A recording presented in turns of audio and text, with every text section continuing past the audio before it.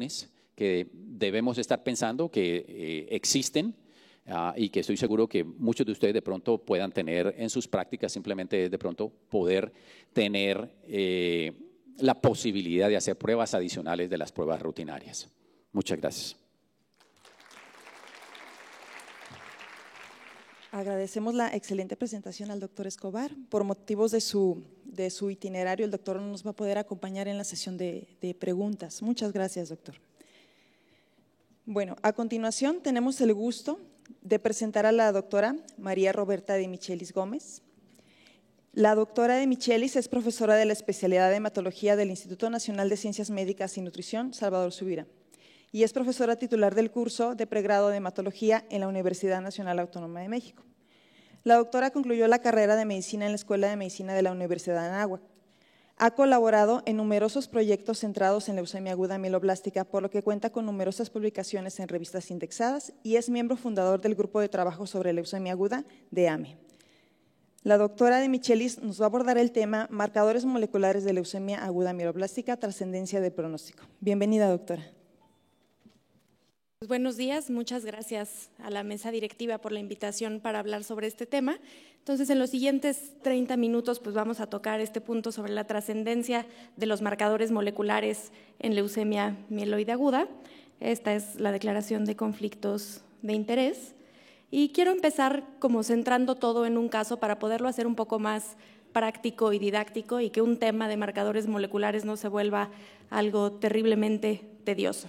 Entonces, un hombre de 58 años de edad que debuta con síndrome anémico y fiebre, en los laboratorios tiene una hemoglobina en 6.8, 5.600 leucocitos, plaquetas en 34, tiene 78% de blastos, por citometría de flujo se corrobora que es una leucemia mieloide aguda y a este paciente pues se le solicita un cariotipo y la duda pues es ¿qué más? ¿No? ¿Qué mutaciones pedirle?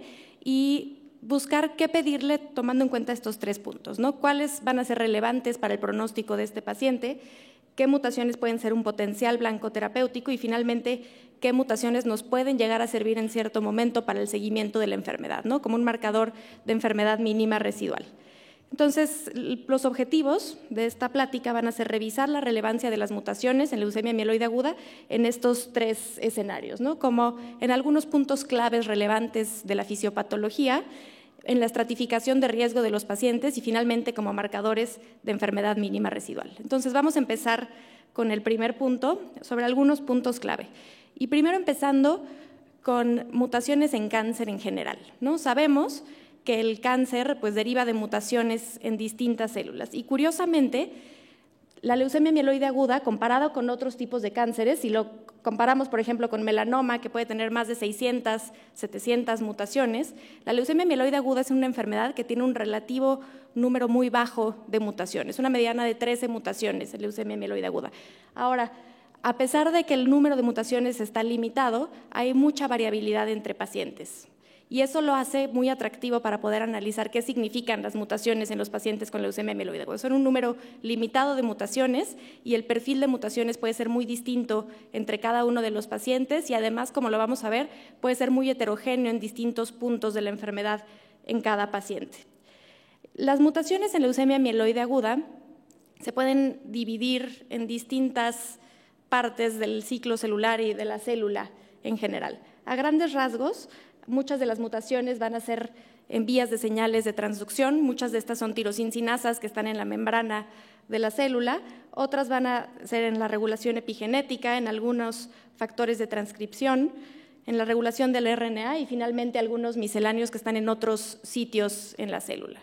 Y dentro de estas mutaciones, algunas de estas tienen un impacto pronóstico muy claro, que son las que se utilizan en las escalas de estratificación de riesgo, y algunas otras pueden compartir los 2 puntos, pero algunas otras son potenciales blancos terapéuticos y algunos ya no potenciales, en particular los inhibidores de FLT3 y los inhibidores de IDH1 y IDH2, pues son drogas que ya tenemos comercialmente disponibles para los pacientes que tienen estas mutaciones.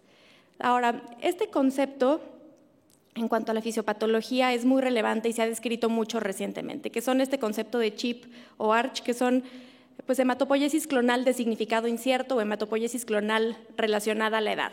Y es algo muy relevante. Podemos ver en esta imagen de acá Son mutaciones que van surgiendo al azar de acuerdo a la edad y algunas de estas mutaciones van a ser mutaciones clonales. Y podemos ver qué tan frecuentes son en relación a la edad. Es claro que a partir de cierta edad empieza a aumentar el riesgo de que alguien pueda tener alguna de estas mutaciones, que son mutaciones que por definición las tiene un paciente que no tiene ninguna enfermedad hematológica. Son pacientes que tienen biometrías hemáticas normales.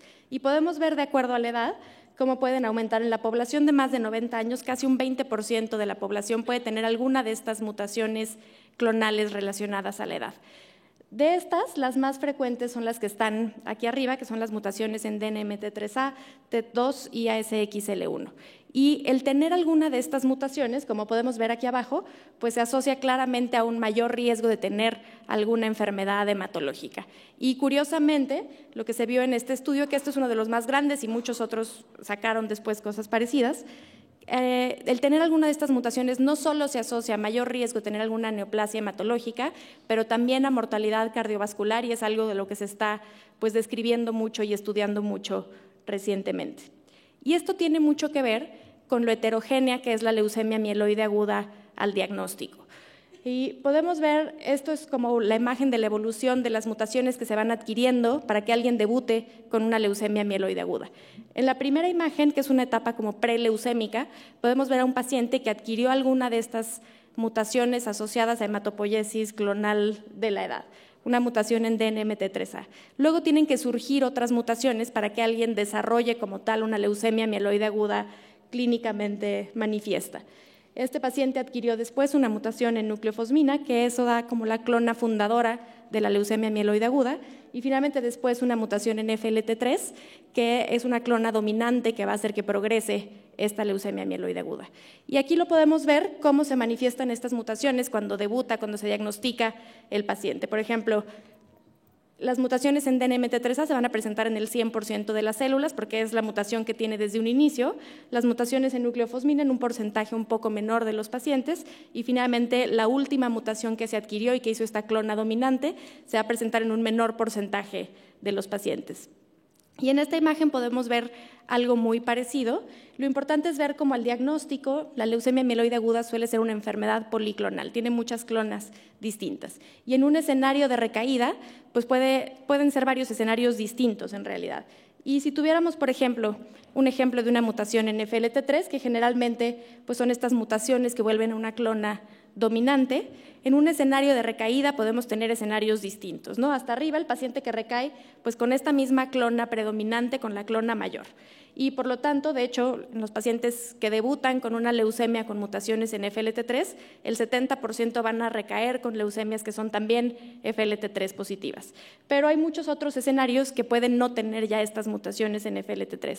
Puede ser que recaiga con una clona menor, puede ser que alguna clona ancestral o de las primeras evolucione y le surjan nuevas mutaciones, o puede ser una clona totalmente distinta relacionada al tratamiento. Entonces puede ya no tener las mutaciones que tenía y adquirir nuevas mutaciones en recaída. Ahora, continuando con este caso del paciente inicial, pues además del cariotipo se le hicieron algunos PCRs de los rearreglos más frecuentes y algunas mutaciones. Y esto es lo que tendríamos en este paciente. Se le hicieron PCRs para inversión del 16 y translocación 821, que fueron negativos, y tiene mutaciones en nucleofosmina y en FLT3 de tipo de duplicación interna en tándem en el contexto de un cariotipo normal. Ahora, el punto es ¿qué impacto tiene en el pronóstico de este paciente? Y bueno, para esto vamos a entrar en la segunda etapa, que es acerca de lo que son las mutaciones para estratificar el riesgo de los pacientes.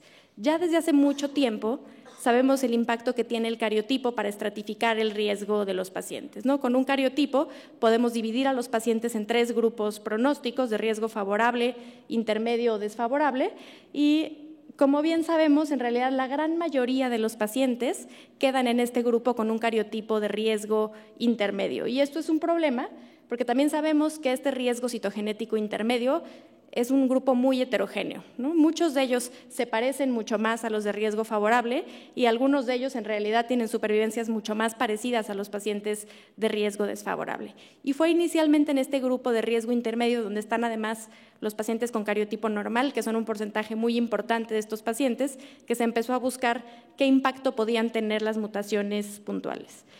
Y sabemos, ya desde hace algunos años está muy bien descrito, que la gran mayoría de los pacientes tienen al menos alguna mutación somática. Por lo menos en este estudio, en el 97.3% de los pacientes se encontró alguna mutación.